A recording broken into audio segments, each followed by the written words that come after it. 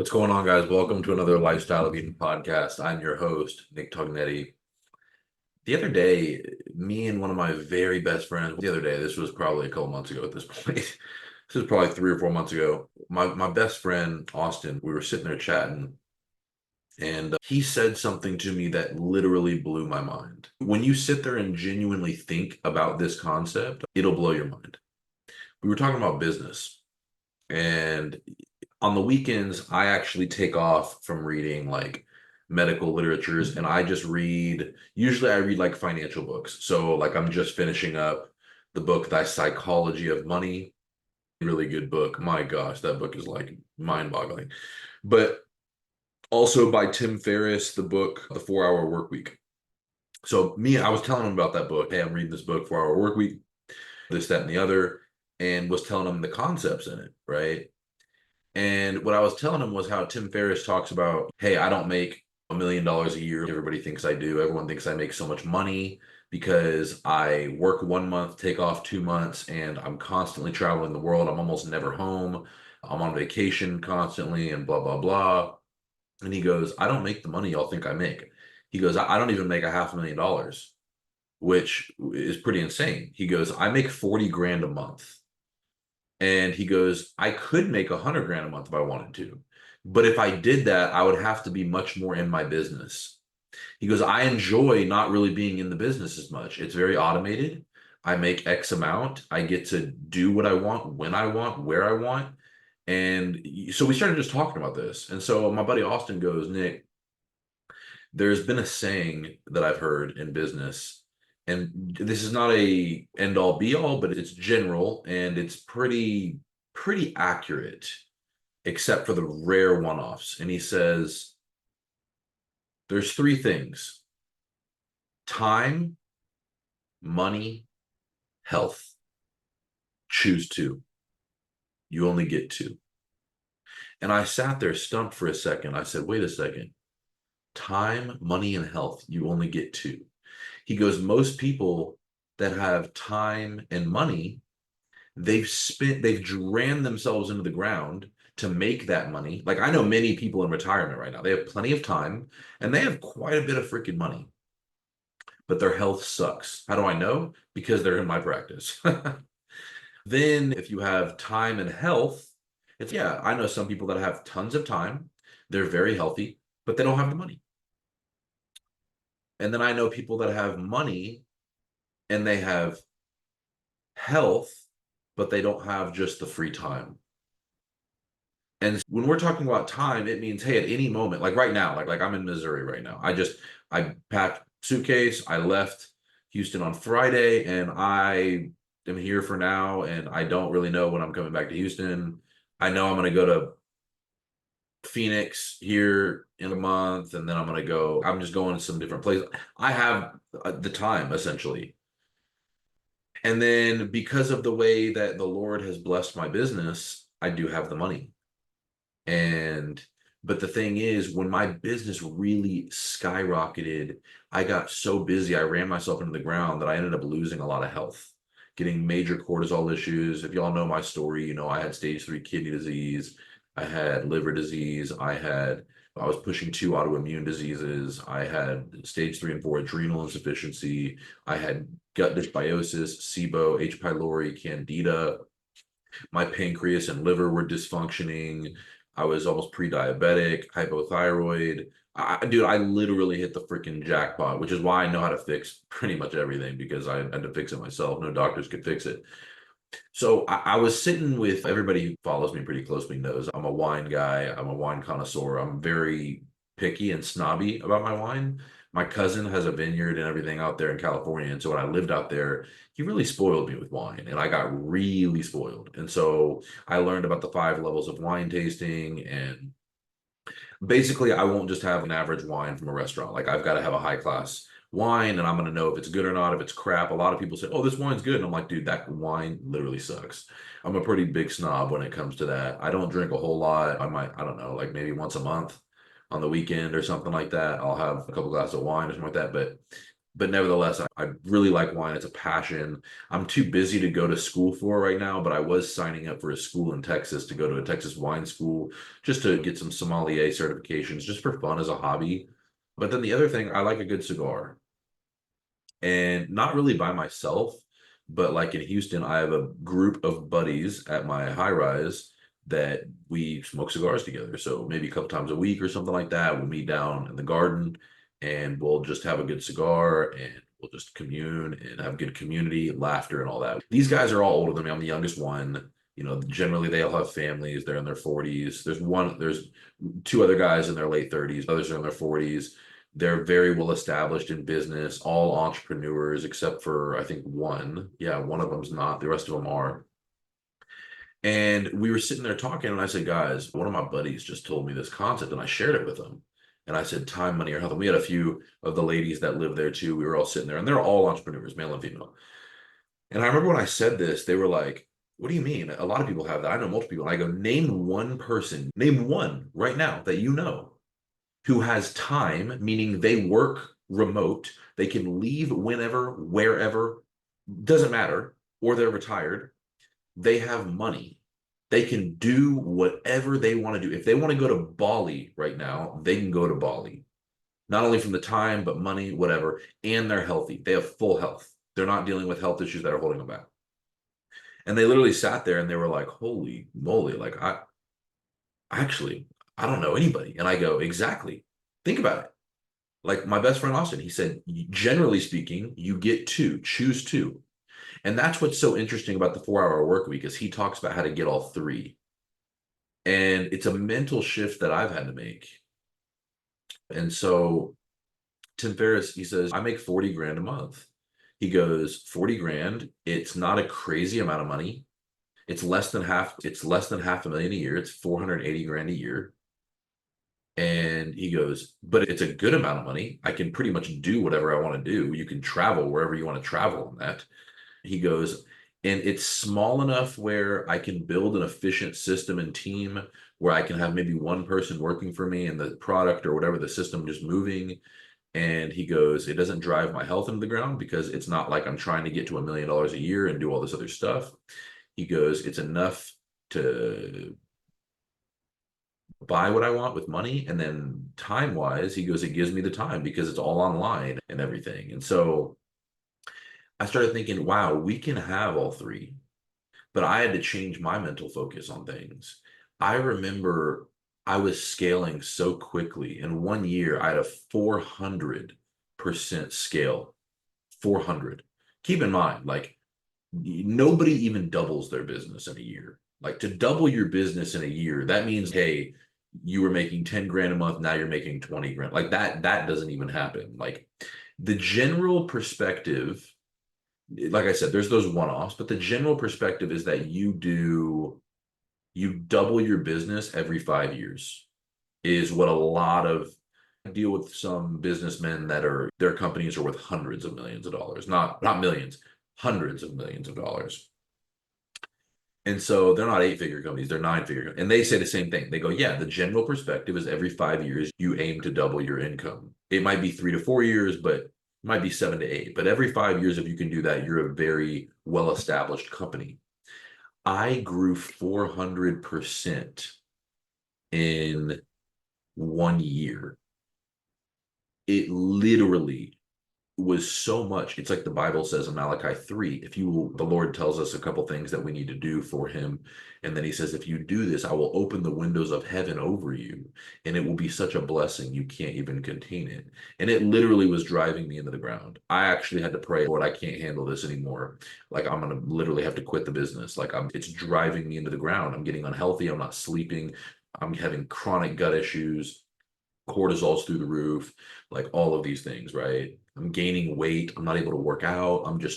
My business is getting flooded with people and it's flourishing. And just transparently, like it's making out of nowhere. It went from just starting to then it's 20 grand a month, 30 grand a month, 40 grand a month, 50 grand a month. And it was like, okay, making 40 or 50 grand a month is fine. But when that happens within a matter of months, you hardly have the systems in place and hires there to manage all of that efficiently. Because I didn't have the hires, thank God I had the systems. I'm the one handling all of it. Now, granted, I was able to handle all of it, but by me handling all of that, I got very unhealthy. So I had to really pull back from my business, start bringing in hires and this, that, and the other. And I realized, hey, either we need to scale slower or I need to bring in hires quicker. You hire fast, you fire faster. So, hey, bring in hires and this, that, and the other. And man, it made a massive difference. Now I'm sleeping, I'm getting healthy, this, that, and the other. And I started to realize we can have all three. And you don't have to wait till you're retired to do it. If you can become an entrepreneur, you can grow something, you can think of a product, you can think of some type of system to sell certain investments, whatever it is. The problem is when we become greedy. Oh, I want 100 grand a month, or I want that million, or I want the. And it's not that you can't get that, but let that come with time. Like for me, I'm not like chasing that. I'm just like, hey, that's gonna come with time. It's going to come as I continue to serve the Lord and do his will properly to where the things that I'm doing genuinely help other people. As I do that, the Lord will grow things in its right time. But that's not the goal. It's not, oh, I need to make $1 million a year. No, I just, for me, it's pretty simple. I want to be able to spend time with my family. I want to be able to work when I want. Like today, I wake up, I get to spend my time with the Lord. Y'all, everybody knows I wake up at 4 a.m. I wake up at 4, spend time with the Lord. I'll go outside with my dog and I'll ground. I'll put my feet on the earth and I'll be grounding with no phone and just praying and in the sunlight. Then I'll take Kai on a nice long walk. And then this morning I went to the track at the high school nearby and did conditioning. And then I got back and it was like, oh, it's 10:30 and I'm gonna eat real quick and then I'm gonna shower. Then I finally get in the office around 11:30 or maybe 11, I don't know. And then guess what? Now I can get my work done and do this, that, and the other. I can work online, all that stuff. But I have the time to do that. And then now I'm acquiring the health. And then I also think thanks to the Lord, I have the money. But you can get so greedy where you try to move too quickly and you miss the things in front of you and you think that 10 grand a month is not that much. You think 15 grand a month is not enough. You think 20 grand is not enough. And it's like, for what? Like, I don't need a lot of stuff. I don't need all the fancy stuff. I don't even own a watch. I don't even own a suit. Most men think I'm crazy because I don't own a suit. I literally don't own a suit. I have a sports coat, but I do not own a suit. Because I'm like, I don't really care about that stuff. I don't care about dressing up all nice and stuff. Like, I would rather eat whole organic food, feel good, be able to work out, have a good glass of wine here and there, maybe a nice cigar with some friends, spend time with my girlfriend. Like, I'm pretty chill. I'm pretty simple. And when you stop getting greedy, you realize that if you can balance the equilibrium right with all three of time, money, health, that becomes mind-boggling. Like I said, I literally know best friends of mine right now that have all the time in the world. And quite frankly, they have the health, but they have no money. I know family members that way. And then I know other family members that they have the health and they also have the money. They do very well financially, but they don't have the time because they work for a job where they either have to go into the office or they're in the office all day from 8 to 5 and they can't get out and this, that, and the other. And it's like they don't have that. For me, the time was the most important piece to be able to really do the things I want to do. And that is ultimately for me, I want to spend time with my wife and with the kids that the Lord allows me to have. Like I want to be able to hang out with them around lunchtime and play with them and then go on a walk or do I want to be there for that. So I've really been starting when I started my business years back, I specifically told one of my mentors, I said, the whole reason I'm building this business is so that my wife will not have to work and that we can spend time with each other and with the kids. That was the whole purpose. So it was the Tim Ferriss concept really started sparking all these ideas, time, money, health. How do we acquire all three of these? Because to me, they're all three critical. I just think that when we think of money, people go, oh yeah, the money, I've got to have 60 grand a month. No, you don't. If even 20 grand a month, do you know how much money that is? That's a lot of money. I'm sorry, it is a lot of money. You don't need anything crazy expensive. You don't need to have this crazy house. You need a kitchen and a bed. Like you don't need a crazy house. Me and my girlfriend, we've talked about it before. We say, hey, we don't really care about having a big, nice house. We would rather just have real financial peace that helps us sleep at night. We have all these savings accounts. We're all built up in that way. And then we have extra money to just go on vacations. It's, hey, as long as we have a good kitchen, hey, we got a living room, I have an office to do my work in. What do we need all the other stuff for? We don't. Like for what? It's just going to be more to clean. It literally is vanity. It's Ecclesiastes completely in vain. It's total vanity. What do you need all the crazy nice cars for? Not saying that those are bad, not saying that the Rolexes are bad, but like when we're fighting and stressing ourselves out over these things, not realizing that from the dust you are to the dust you shall return, we start to put the time, money, health thing to an extreme that it doesn't need to be in. Many of us can have time, money, and health, but we aren't willing to make the sacrifices up front that we need to make financially and with our time, and we get too greedy and we get lazy, and then that greed takes our health. And I know the people that have all the time and money in the world, and now their health is so jacked up they're spending all their money on me and different tests and all these different things with doctors because they didn't balance this stuff right. They don't have the boundaries, they don't have my 7 pillars. So I thought that this was a fascinating concept to think about, and I think really is should be the goal for every one of us, to have time, money, and health. And that can only be dictated with money. Health and time is universal in the sense of what it means for us, but money is per individual. So somebody might say, hey, I need X amount of money to have freedom and to do this, that, and the other.